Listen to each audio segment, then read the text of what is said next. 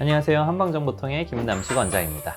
오늘은 디스크와 협착증에 대한 이야기를 더 나눠보고자 합니다. 특히 디스크 협착증을 꼭 수술해야 되는 경우에 대해서 소개를 해드리고자 하는데요. 디스크 협착증이 있으신 분들은 사실 가장 중요하게 생각하는 부분 중에 하나가 수술 여부에 대한 문제이실 겁니다. 어떠한 병원에서는 빨리 수술해야 된다고 이야기를 하고, 어떠한 병원에서는 좀 두고 보자, 아니면은 이거는 평생 달고 살아도 된다, 이런 식의 이야기를 하는 경우도 들어보셨을 텐데요. 여러 가지 정보들에 의해서 이거 수술을 해야 되는 건지 수술을 안 해도 되는 건지에 대해서 많이 헷갈리시는 분들이 계실 겁니다. 꼭 수술해야 되는 디스크의 협착증은 어떤 것들이 있는가에 대해서 하나하나 조목조목 짚어드리도록 하겠습니다.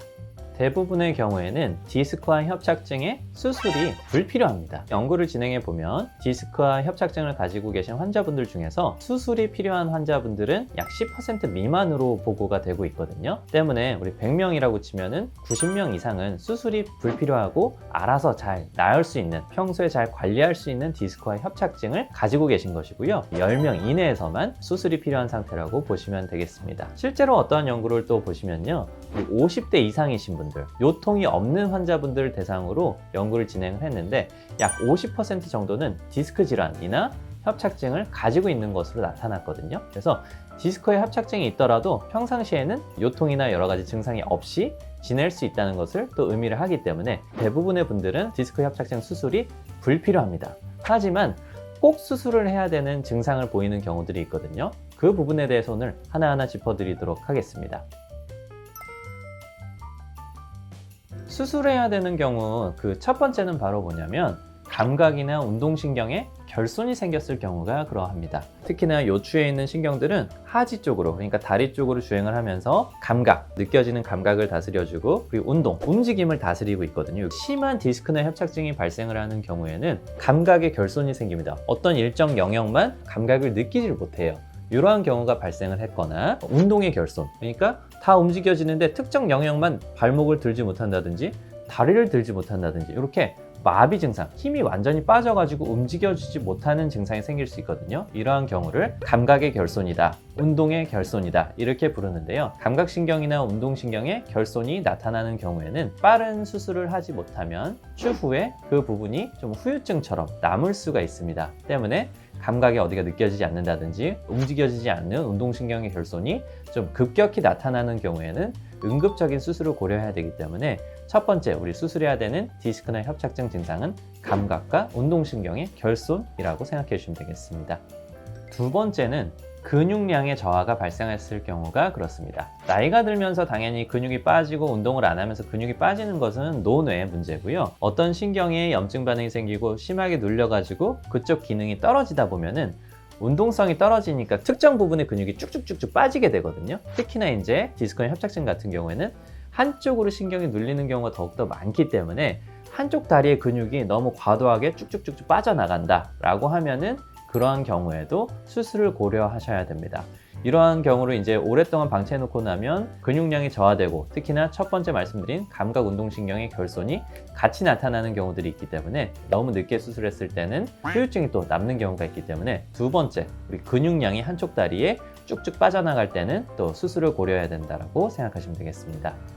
수술해야 되는 경우 그 세 번째는 대소변 장애가 나타났을 때 그렇습니다. 신경이 다리 쪽의 움직임이나 우리 감각을 조절해주고 있는 것뿐만 아니고 아래쪽 요 꼬리뼈 쪽에 있는 요 신경은 대소변, 그러니까 항문을 운동을 조절해 준다든지 소변을 배출시키는 괄약근의 운동을 조절해 준다든지 하는 역할을 수행을 하고 있거든요. 근데 위에 있는 우리 디스크나 협착증 질환에 의해서 아래쪽에 있는 신경에 영향을 주는 경우가 있어요. 요걸 이제 마미증후군이라고 부르는데요. 디스크나 협착증이 너무 심해서 마미증후군이 생기는 경우에는 대소변 장애가 나타납니다. 변이를 느끼지 못하고 알아서 배출되는 요실금이나 변실금이 디스크나 협착증에 의해서 발생을 한다고 하면은 이러할 때도 우리 응급수술을 좀 고려하셔야 되기 때문에 이 점도 유념해 주시면 좋겠습니다.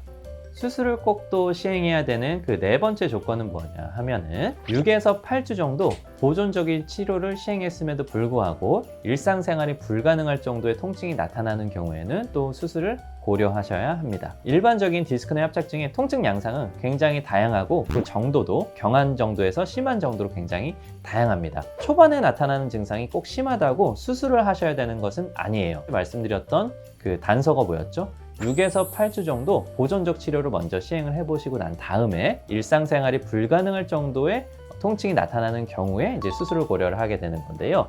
보존적인 치료라고 하는 건 무엇이냐? 그러니까 수술을 하지 않는 치료는 다 보존적인 치료라고 생각을 하시면 되겠습니다. 한방에 있어서는 침치료나 약침, 봉침, 도침과 같은 이제 특수침 요법을 활용을 해볼 수가 있겠고요. 추나 치료나 도수 치료와 같은 손으로 이용하는 치료를 시행을 해볼 수도 있겠습니다.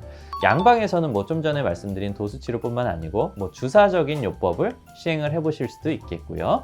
이러한 보존적인 치료를 약 2달 정도였죠. 그러니까 6에서 8주 정도 진행을 했음에도 불구하고 내가 일상생활이 불가능할 정도로 통증이 너무 느껴진다라고 하면은 특정 영역에 있는 디스크나 협착증에 대한 수술을 고려를 할 수가 있습니다. 때문에 이거는 역으로 생각하시면 좋을 것 같아요. 처음에 내가 증상이 너무 심하다고 해서 수술을 하시는 게 아니고요. 치료하고 휴식도 잘 취하고 치료를 열심히 했음에도 불구하고 통증이 너무 심하게 남아있는 경우에만 수술을 고려를 하시는 거기 때문에 이러한 경우에는 수술을 해야 되지 않나 라고 한번 의심을 해보시면 좋을 것 같습니다. 오늘 이 시간에는 제가 수술을 하는 정형외과 의사 선생님은 아니지만 우리 한의사의 입장에서 꼭 수술해야 되는 경우에 대한 증상들을 소개를 해드렸습니다. 우리 디스크나 협착증을 가지고 계시는 분들이 첫 번째, 운동이나 감각신경에 결손이 나타나는 경우, 대소변 장애가 나타나는 경우, 근육이 어디가 쭉쭉 빠져나가는 경우, 6에서 8주 정도, 2달 정도 내가 휴식도 취하고 치료를 잘 시행했는데도 일상생활 못 견딜 정도로 아파요 라고 하는 경우에는 수술을 한번 고려해 보셔야 하기 때문에 그러할 때에는 정형외과나 신경외과 방문하셔서 상담을 한번 시행해 보시면 좋겠습니다. 그래서 오늘 이렇게 수술에 대한 언급을 해드린 이유가 있습니다. 꼭 수술해야 되는 건 당연히 수술을 해야겠지만 침 치료가 얼마나 유용한 치료냐고 하냐면요. 디스크 협착증 가지고 계신 분들 여쭤보면 다 수술하기를 싫어하십니다. 저부터가 디스크 협착증이 있다면 수술을 하기 싫을 것 같거든요. 침 치료는 디스크 협착증 가지고 계신 분들의 수술을 할 수 있는 확률을 현저하게 낮춰주는 치료입니다. 예전에 시행했던 연구를 하나 제가 소개해드리고자 하는데요. 약 7년 동안이나 진행을 한 연구이고 50만 2264명을 대상으로 아주 많은 인구를 대상으로 요통이 있으신 분들을 대상으로 해서 한 군에서는 침치료를 받으신 분들이 얼마나 수술할 수 있는지에 대한 확률을 조사를 했고요. 또 다른 한 군에서는 침치료를 받지 않으신 분들이 얼마나 척추 수술을 진행을 하시는지에 대해서 확률을 조사를 해봤더니 침치료를 받으신 분들은 침치료를 받지 않으신 분들에 비해서 무려 36%나 수술 확률을 줄이는 것으로 나타났습니다. 특히 60세 이상인 고령이신 분들에 대해서는 50%나 줄인다고 나타나고 있거든요. 디스크나 협착증 질환이 있고 평소 요통을 가지고 계신 분들이더라도 침 치료를 평상시에 잘 시행만 해주시면 일반적인 분들은 36%, 그리고 60세 이상이신 분들은 50%나 절반이나 수술할 수 있는 확률을 줄여준다는 그런 연구 결과가 있습니다. 때문에 우리 디스크 협착증 있으신 분들은요, 작은 통증이나 저림이나 이런 것들이 나타났을 때 지나치지 마시고 바로 주변에 있는 한의원을 방문을 하셔가지고 수술할 수 있는 확률을 일반적인 경우 36%, 고령이신 분들은 50%나 줄일 수 있으니까 평상시에 침치료 관리를 잘 시행해 주시면 좋겠습니다. 오늘 이 시간에는 우리 척추 수술에 대한 말씀을 드렸습니다. 대부분의 경우 90% 이상은 일반적인 보존적 치료, 한방 치료로 다 좋아질 수 있지만 나머지 꼭 수술해야 되는 경우는 어떤 경우가 있는지에 대해서 설명을 해드렸고, 이러한 분들도 평상시에 침 치료를 잘 시행하시게 되면 수술을 할 수 있는 확률을 현저하게 낮춰준다 라고까지도 말씀을 드렸습니다. 디스크 협착증이 있으신 분들, 그리고 그러한 가족분들을 두신 분들한테 좀 도움이 되는 그런 시간이 되었으면 합니다. 시청해 주셔서 너무 감사드립니다. 한방정보통의 김남식 원장이었습니다.